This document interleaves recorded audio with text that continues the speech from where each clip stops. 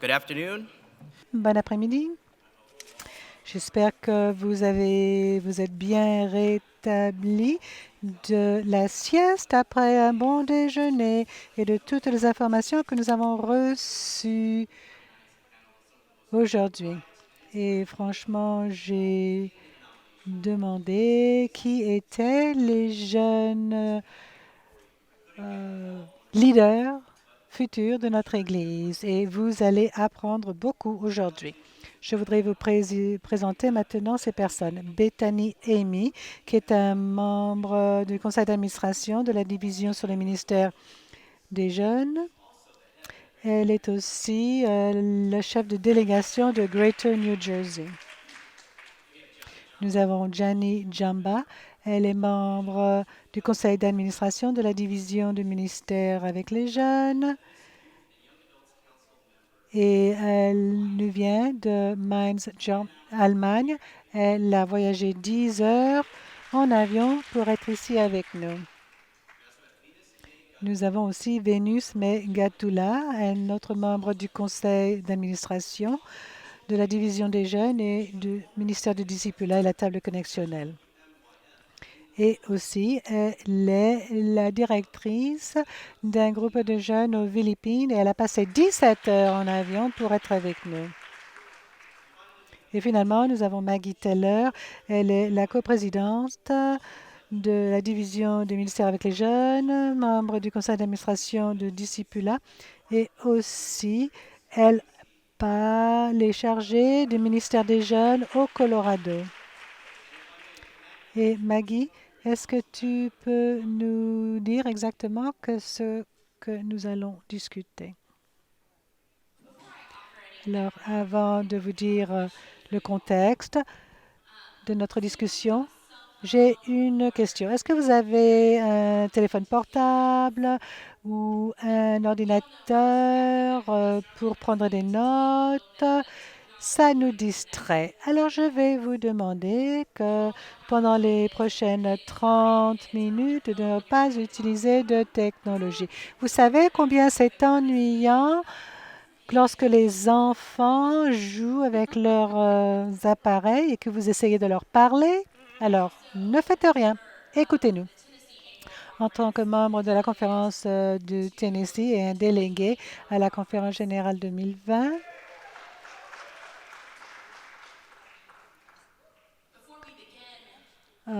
je vous demande qu'avant de commencer, que ceux qui ont moins de 35 ans et délégués à la conférence générale pour représenter votre conférence annuelle, levez-vous.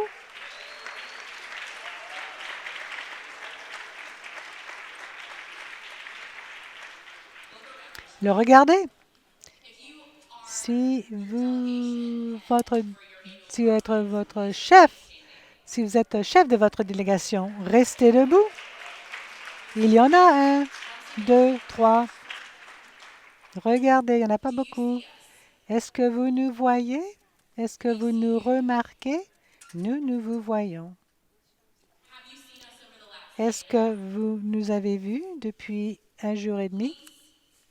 Je vous prie, faites-nous participer. Engagez-nous, non seulement ici, mais dans votre conférence annuelle, dans votre quartier, dans vos églises locales et dans les autres parties de votre vie. Invitez-nous. Prenez-nous au sérieux. Prenez nos opinions et nos suggestions au sérieux et employez-nous en tant que ressources pour mener à l'inclusion des personnes qui héritent nos décisions. Soyez partenaires avec nous. Au fur et à mesure que nous rêvons et agissons de différentes façons qui recherchent la lumière dans des endroits où peut-être vous n'avez jamais imaginé de rechercher cette lumière. La division des ministères avec les jeunes, c'est un groupe, c'est un rêve qui a été élevé dans les 1990. C'était notre programme à ce moment-là d'un autre nom. Mais la division sur les ministères avec les jeunes gens est partenaire avec le ministère de Discipula. Mais c'est une grande représentation de jeunes adultes et des personnes qui travaillent avec les jeunes. Nous sommes ici pour plaidoyer en faveur des préoccupations des jeunes au sein de l'Église et en dehors de l'Église, pour que les jeunes puissent avoir une voix et être entendus.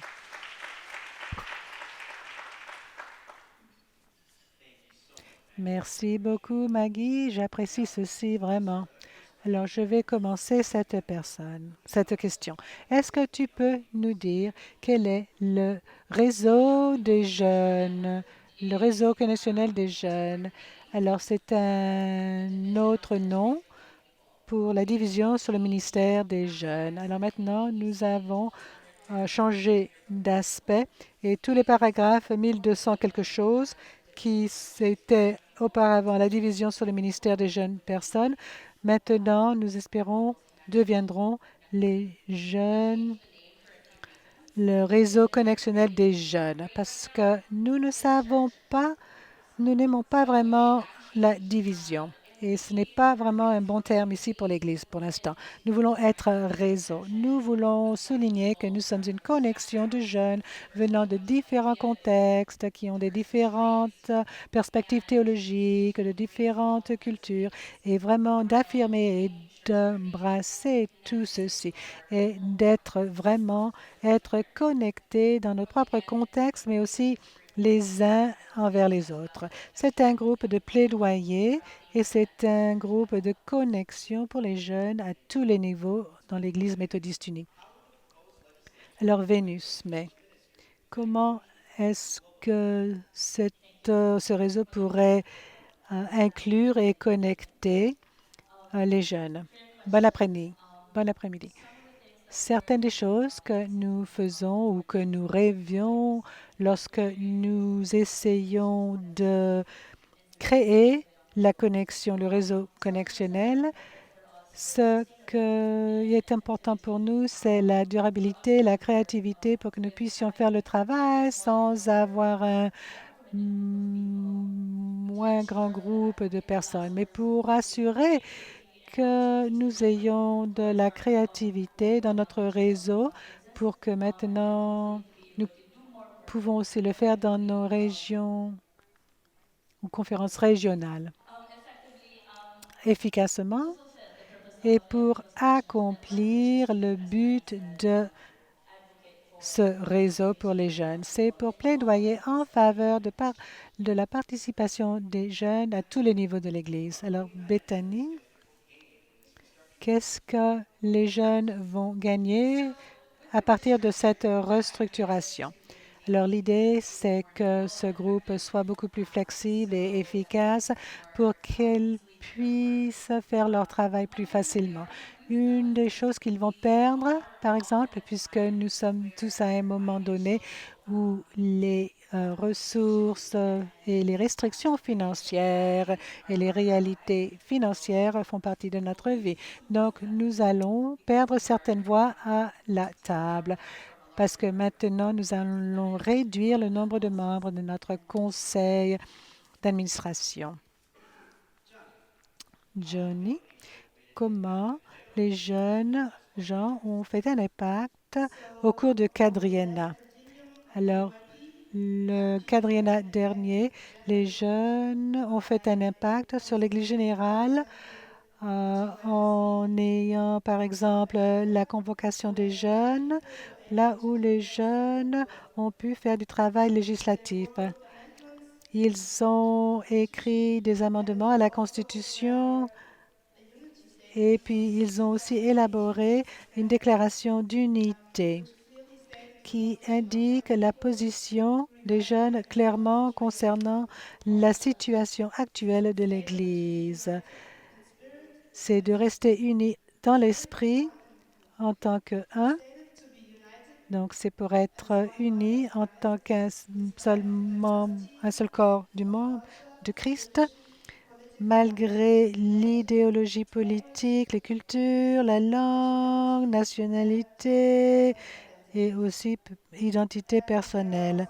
Il y a aussi beaucoup de bourses et de subventions qui ont été accordées grâce à la division à plusieurs jeunes dans plusieurs pays pour commencer ou continuer des projets qu'ils ont dans leur propre région. Mais peut-être on en parlera plus tard. Alors Maggie, quel est l'impact que vous anticipez en réduisant le nombre de ce réseau de 36 à 18. Alors, Bethany a déjà parlé de l'impact, mais pour moi, c'est qu'on pourra être beaucoup plus efficace parce que nous avons découvert qu'à notre table exécutive et au comité exécutif, nous sommes beaucoup plus efficaces pour la prise de décision. Et nous utilisons le temps beaucoup plus efficacement ensemble pour créer le meilleur plaidoyer en faveur des jeunes. Venus May. Alors, quel est l'avenir de la convocation des jeunes? Alors, je pense que cette convocation mondiale, c'est vraiment la chose la plus importante pour nous. Donc, je voudrais que ça continue en se focalisant évidemment pour équiper les jeunes pour s'engager dans les processus législatifs dans l'Église méthodiste unie. C'est toujours une avenue, une opportunité pour les jeunes pour entendre les voix et de créer des déclarations de chaque partie du monde. Et finalement, nous espérons que ça sera un événement où tous les jeunes de partout dans le monde mangent ensemble, célèbrent les uns et les autres et apprennent le contexte de la formation des disciples. Bethany, est-ce que tu t'attends que les jeunes auront une plus grande voix dans l'Église avec les changements proposés en mai? Alors, peu importe ce qui se passera en mai, l'Église, comme nous le sommes maintenant, s'il faut être honnête, continue de marginaliser la voix des jeunes. Nous avons besoin, en tant qu'Église mondiale, au pire des moments de l'année, nous avons besoin de plus de jeunes, la participation de jeunes, parce que vous savez, évidemment, c'est en fin d'année scolaire. Donc, les jeunes ne sont pas en mesure de participer à la conférence générale. Donc, comment continuer à encourager les jeunes si nous mettons déjà des obstacles devant eux pour les empêcher de participer? Alors, je nous encourage tous ici, et évidemment l'Église entière, parce que c'est à nous, délégués, de discuter comment pouvons-nous encourager la participation des jeunes.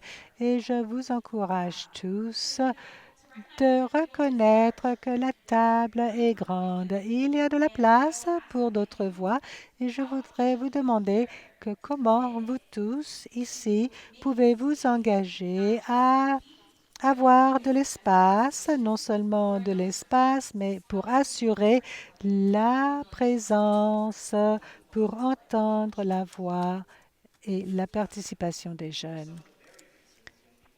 Jenny, quelles sont les préoccupations des jeunes dans notre Église?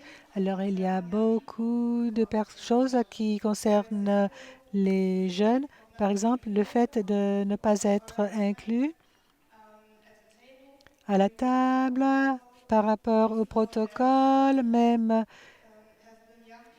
si on se demande s'il y a des jeunes qui ont été consultés. Donc, maintenant, c'est très important de savoir que les jeunes qui sont jeunes maintenant, mais qui vont être dans l'Église dans les années à venir, comment pouvons-nous façonner l'avenir de l'Église? Ce sont les jeunes qui vont devoir traiter et de vivre avec les décisions qui ont été prises. Et uniquement 7% qui ont été élus à la conférence générale en tant que délégués. Alors, qu'est-ce que ça veut dire en tant qu'Église lorsque nous parlons d'être inclusive? Donc, nous ne voulons pas être uniquement en termes de représentative, mais nous avons dit maintes et maintes fois, nous ne sommes pas uniquement l'Église de l'Église, nous sommes l'avenir et aussi le présent.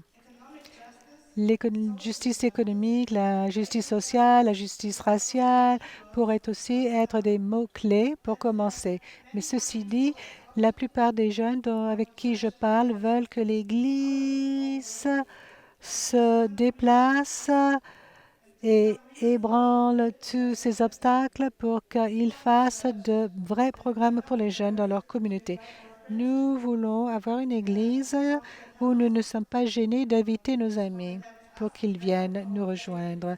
Il nous faut aussi développer notre foi.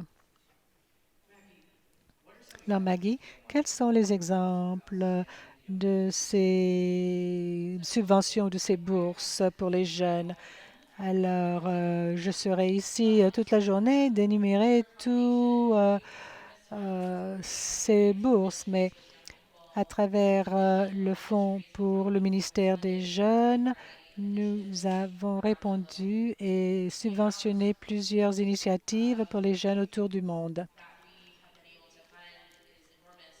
Le montant est énorme et tous les projets seraient, ce serait une longue liste, mais en 2018 et 2019, on a utilisé les fonds pour avoir des formations de séances au Congo, aux Philippines, au Pakistan, en Allemagne, dans plusieurs pays. Une nouvelle initiative en 2020, c'est un groupe de projets que l'on appelle un projet pour les séminaires des jeunes. C'est pour les conférences de Sud-Est de l'Asie et de l'Afrique. Nous leur demandons de coordonner des projets qui font un impact sur les disciples pour les jeunes. Et nous demandons qu'ils le fassent avec l'autorisation de leurs régions épiscopales. Alors, quel est ton espoir pour les jeunes de vivre avec la connexion de l'Église méthodiste unie, Vénus? Alors, personnellement, j'espère que les jeunes de l'avenir seront des dirigeants, pas uniquement des dirigeants, des jeunes dirigeants parmi les jeunes, mais des dirigeants au sein de l'Église.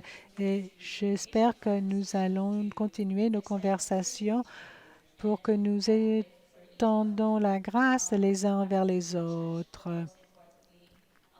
que nous travaillons pour l'Église et j'espère que nous continuerons à plaidoyer en faveur de la mission de notre Église qui est de faire des disciples de Jésus-Christ pour la transformation du monde. Alors, en tant que délégué pour le prochain quadriennat. Ce sera ma 4e conférence générale. Et une chose qu'on m'a dit au commencement comme délégué était n'ayez pas peur de parler. Parlez, parlez fort, parlez la vérité et restez dans cette vérité. Même si les gens ne l'aiment pas, parlez de votre cœur. Une autre chose que je dirais, c'est de chercher à être nommé à certaines positions. J'ai eu le privilège d'être président d'un comité et d'un sous-comité. C'était un honneur de faire ce travail. Soyez bien informés. Posez beaucoup de questions des autres délégués. Collaborez avec les autres délégués. Demandez si vous avez des questions, la confusion. Nous tous, nous avons des moments de confusion, même ceux pour lesquels c'est la 9e fois. Aucune voix n'est plus grande qu'une autre voix. Vous avez tous le même vote. Vous avez tous le même vote. Alors, quel est votre plan pour vous soigner? Pour vous soigner, quel est votre plan? Quels sont de quoi avez-vous besoin? Les bons souliers, la bouteille d'eau, des choses à manger. Alors, collaborez ensemble, trouvez les autres délégués qui sont là en tant que jeunes. Nous sommes là pour nous soutenir nos voix et pour encourager la voix et la place des autres. Et Johnny, quel est le don que l'Église vous offre à vous et vos pères?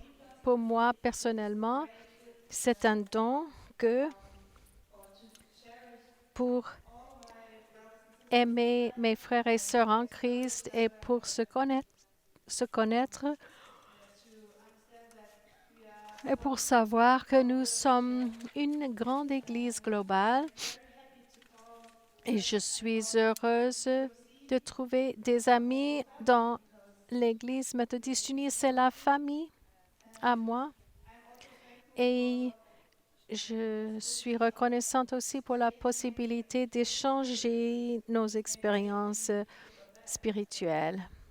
Si c'est bon ou pas, vous savez tous que parfois vous vous sentez tout petit et il est bien de savoir que vous n'êtes pas seul, le seul poisson dans la mer. Alors, ce sont toutes les questions que j'ai. Alors, je vous donne maintenant l'occasion de poser des questions si vous avez quelque chose à poser. Unfortunately, this Je sais que pour quelques-uns, c'est la seule occasion de pouvoir poser des questions auprès de la jeunesse. Alors, venez au micro, nous voulons entendre de votre part. Bon après-midi, je m'appelle John Astol et je suis communicateur de Nord Texas, conférence annuelle. Et il y a très, très, très longtemps, moi, j'étais aussi jeune, sous l'âge de 35. Mais ça arrive avec l'âge. Mais dans la conférence annuelle de Nord Texas, je suis heureux de dire que nous avons une délégation très jeune et très diversifiée depuis que je suis dans cette conférence annuelle. Ma question est, comment est-ce que vous pouvez encourager plus de participation des jeunes adultes dans l'Église locale, d'où viennent les dirigeants pour l'Église globale, donc l'Église locale. Donc d'abord, je vous demande quand est-ce que vous faites des réunions? Est-ce que c'est durant les heures de l'école ou bien si vous avez un grand événement, est-ce que vous avez des jeunes adultes qui sont là durant les pauses de l'école? Quand est-ce que vous avez des grands événements? Et aussi, où est l'invitation personnelle? Vous savez, l'enfant qui était baptisé et confirmé quand votre église locale, vous avez fait un engagement à cet enfant, mais quand vous cherchez les jeunes, ils ne vont pas venir comme ça, inviter les gens, exprimer, demander leurs dons. Je veux aussi ajouter, moi j'étais directeur des enfants, des membres de famille et offrait les soins pour les enfants. Les jeunes familles ont besoin des garderies pour les enfants. Vous voulez des jeunes familles, mais vous n'avez pas de garderie? Ou bien vous ne donnez pas l'occasion à un jeune qui a un enfant de venir? C'est une barrière pour les familles de pouvoir participer. Et je reconnais ici Atura Williams, clergé délégué de Memphis, et je vous remercie pour votre direction. J'ai servi dans la jeunesse pendant beaucoup d'années et je donne cours d'école de dimanche chez moi et je dirige le ministère auprès de la jeunesse. Alors, la question pour votre travail, comment est-ce que c'est lié au ministère des jeunes qui est fait dans les caucus ethniques et les plans nationaux pour les ministères ethniques. Alors, un moyen qu'on ait un partenariat est d'assurer que nous sommes au courant de ces événements et que nous fassions notre mieux quand ils sont centralisés aux États-Unis, que nos membres qui viennent des juridictions savent que cela arrive. Ça devient plus facile pour le plan indigène américain et pour les Noirs américains parce qu'ils sont dans le même bâtiment que nous, mais aussi de pouvoir créer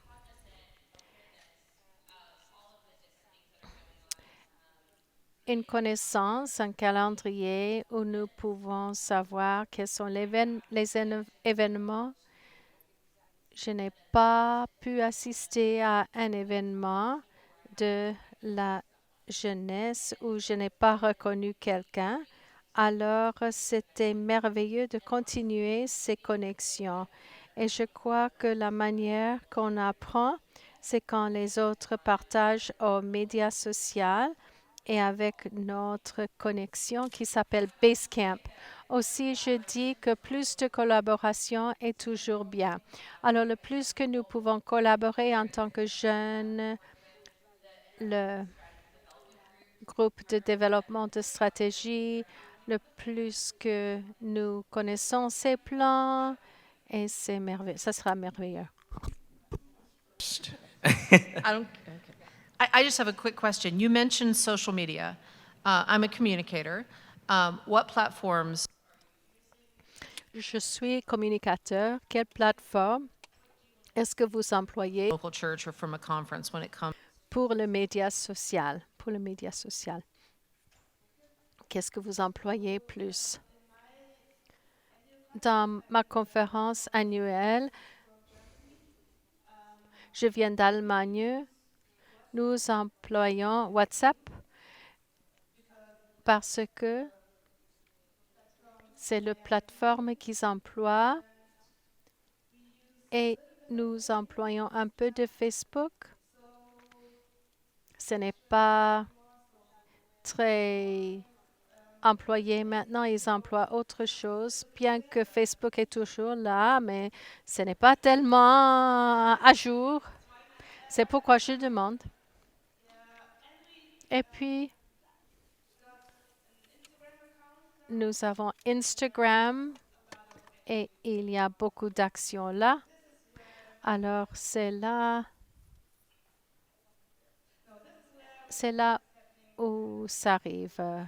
WhatsApp. Voilà. D'après ma perspective.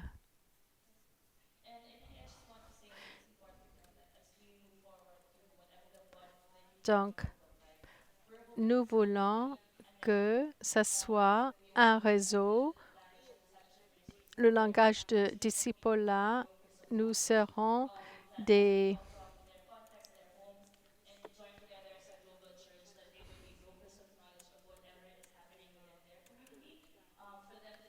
courtiers de connaissances. Donc, les agents de connaissances. WhatsApp, Instagram et les autres choses. Instagram aussi. Cynthia Taylor, Baltimore, Washington. Et je travaille avec les jeunes dans mon église. Et le temps pour les conférences annuelles et générales. Est-ce que vous avez pensé faire une législation, une pétition pour changer le temps pour la convocation de la jeunesse? C'est à envoyer quelque chose en 2016, à la conférence générale 2016, que on puisse considérer les calendriers de la jeunesse quand nous planifions nos réunions et notre temps, mais il n'a pas réussi. Il n'a pas réussi. Voilà. Et je pense qu'il y a du temps pour une question maintenant. Harvey. Bonjour.